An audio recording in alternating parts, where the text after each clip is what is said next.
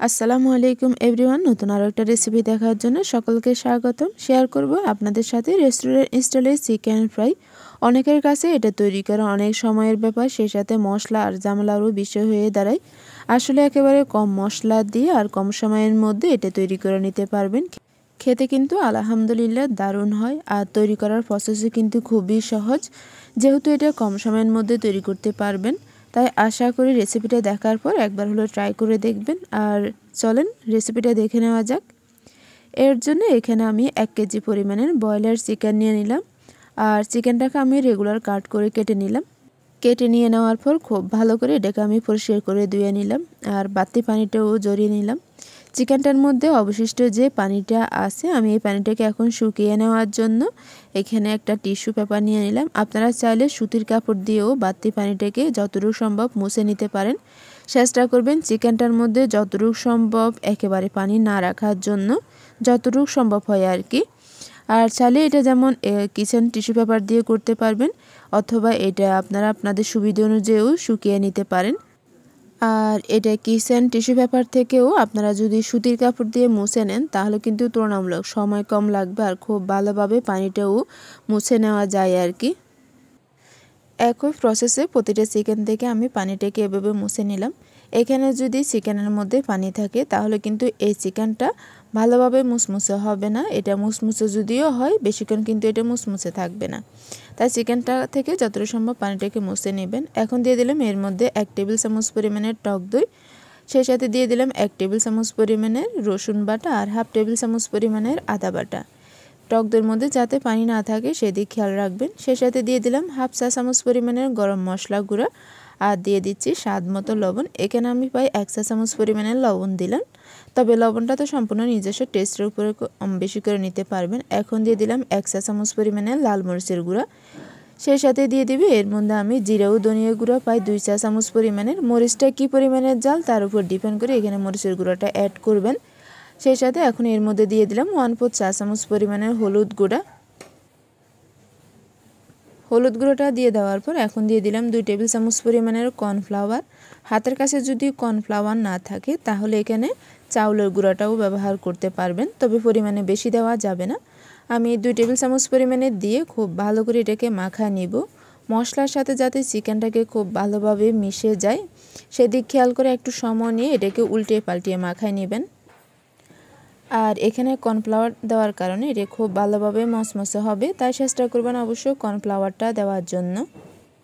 এটাকে খুব ভালো করে মাখায় নেবেন। চিকেনটার সাথে মশলাটাকে যত ভালোভাবে মাখায় নেবেন, এতে কিন্তু টেস্ট তত বেশি ভালো আসবে। আমার এটি মেখে নিয়ে নেওয়া কমপ্লিট। এটাকে এক সাইডে রেখে দিলাম। অন্যদিকে আরেকটা বাটির মধ্যে নিয়ে নিলাম রুম টেম্পারেচারে থাকা একটা ডিম। সেই সাথে সামান্য পরিমাণে লবণ দিয়ে দিলাম। লবণটা দিয়ে দেওয়ার পর খুব ভালো করে এটাকে ফেটে নেব। আর এখানে ডিমের পরিমাণ অত বেশি নেওয়া লাগবে না, মাঝারি আকারের একটা ডিম নিলেই হবে। এটা ফেটে নিয়ে নেওয়া কমপ্লিট, এক সাইডে রেখে দিলাম।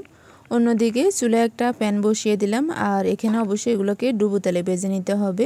তেলটাকে মিডিয়াম আঁচে গরম করে নিলাম। এখন চিকেনের টুকরাগুলো নিয়ে আমি ডিমের মধ্যে ডুবিয়ে এরপর এগুলোকে ভেজে নিব। আর এখানে চাইলে আপনারা ডিমটাকে চিকেনটার সাথেও প্রথমে খুব ভালো করে মেখে নিতে পারেন, আমি মশলাটা যেভাবে মাখালাম আর কি, বাট আমি ওভাবে করলাম না। চুলার আঁচটাকে মিডিয়াম থেকে কিছুটা কমিয়ে রেখে আমি প্রতিটা চিকেন দিয়ে এগুলোকে ভেজে নিব। তবে একসাথে বেশি চিকেন দিব না, পরিমাণে একটু কম দিয়ে আমি চিকেনগুলোকে ভেজে নিলে এতে কিন্তু নাড়াচাড়া করতে সুবিধা হবে। আর চুলার আঁচটাকে অবশ্যই কমিয়ে এই চিকেনটাকে ভেজে নেবেন, তা না হলে কিন্তু এটার উপর দিয়ে কালার চলে আসলো ভিতরে কাঁচা থেকে যাবে, সেই ক্ষেত্রে খেতে কিন্তু ভালো লাগবে না।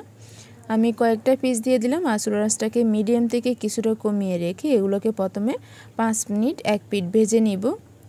5 মিনিট পর এই চিকেনটাকে আমি উল্টিয়ে দিব। এতে কিন্তু প্রতিটা পাশ খুব ভালোভাবে কুক হবে। আর এটা যদি সিদ্ধ না হয় তাহলে কিন্তু খেতে ভালো লাগবে না, সেটা তো জানেনই। 5 মিনিট পর এসে আমি এগুলোকে উল্টিয়ে দিলাম। আর চুলার আঁচটার দিকে অবশ্যই খেয়াল রাখবেন, মানে কমিয়ে রাখবেন। যদি বাড়িয়ে রাখেন তাহলে তো হবে না, সেটা তো বারবারই বলতেছি। আবারও 5 মিনিট অপেক্ষা করব, সেম চুলার আঁচটাকে কমিয়ে রেখে। 5 মিনিট পর আবারও উল্টিয়ে দিলাম। প্রতিটা পাশ আমি 5 মিনিট করে মোট 10 মিনিট ভেজে নিলাম। আর এগুলোকে ওভার কালারও করা যাবে না। এখন উল্টে পাল্টিয়ে আরও প্রায় 3 মিনিট আমি ভেজে নিচ্ছি।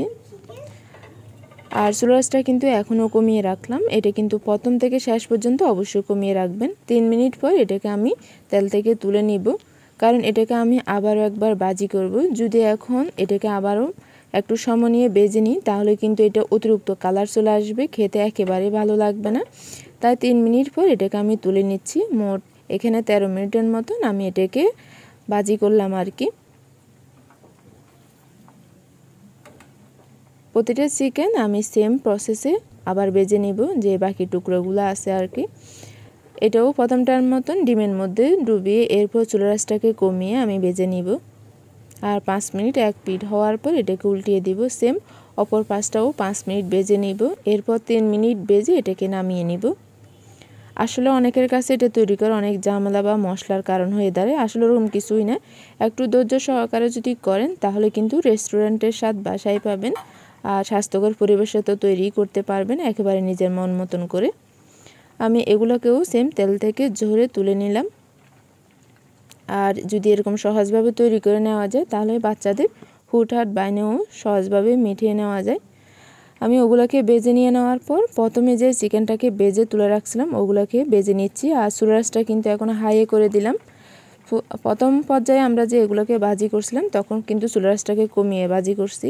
শেষ পর্যায়ে এখন এটাকে আমি 5 মিনিট ভেজে নিব চুলার আঁচটাকে একেবারে ফুল রেখে। তবে আপনার চুলার হিট কীরকম তার দিকে অবশ্যই খেয়াল রাখবেন। আমি এখন এগুলোকে অনবরত নেড়ে চেড়ে 5 মিনিট ভেজে নিচ্ছি। 5 মিনিটের বেশি ভাজার প্রয়োজন হবে না, কারণ ব্রয়লার মুরগি সিদ্ধ হতে অত বেশি সময় লাগে না।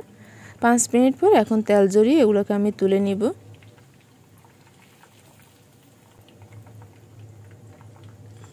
আর সেম প্রসেসে আমি বাকি বেসটাও ভেজে নিচ্ছি। আসলে খেতে কিন্তু দারুণ হয়, আর বাচ্চারা তো এমনি চিকেন খেতে খুব বেশি পছন্দ করে। যদি এরকম কম সময়ের মধ্যে আর এরকম কম মশলা দিয়ে তৈরি করে নেওয়া যায় তাহলে তো কথাই নেই। আপনাদের কাছে রেসিপিটা কেমন লাগছে অবশ্যই কমেন্ট করে জানাবেন। আর এটা যেমন এমনিও খেতে পারবেন, চাইলে এটা ফ্রাইড রাইস অথবা সাদা ভাত কিংবা পোলাও দিয়েও পরিবেশন করতে পারবেন। কার কাছে এটা কীভাবে খেতে ভালো লাগে অবশ্যই কমেন্ট করে জানাবেন। আমি সবগুলো চিকেন ভেজে নিলাম আর এখন এগুলোকে একটা কিচেন টিস্যু পেপার উপরে নিয়ে নিলাম, যাতে অতিরিক্ত তেল থাকলে ওটা তেলটা স্যুপ করে নেয় আর কি। আশা করি রেসিপিটা আপনাদের কাছে ভালো লাগছে, আর ভালো লেগে থাকলে অবশ্যই ফ্যামিলি অ্যান্ড ফ্রেন্ডদের সাথে শেয়ার করবেন। পরবর্তী রেসিপি দেখার আমন্ত্রণ রইল। এতক্ষণ ধরে দেখার জন্য আপনাদের সবাইকে অসংখ্য ধন্যবাদ। আল্লাহ হাফেজ। আল্লাহ হাফেজ।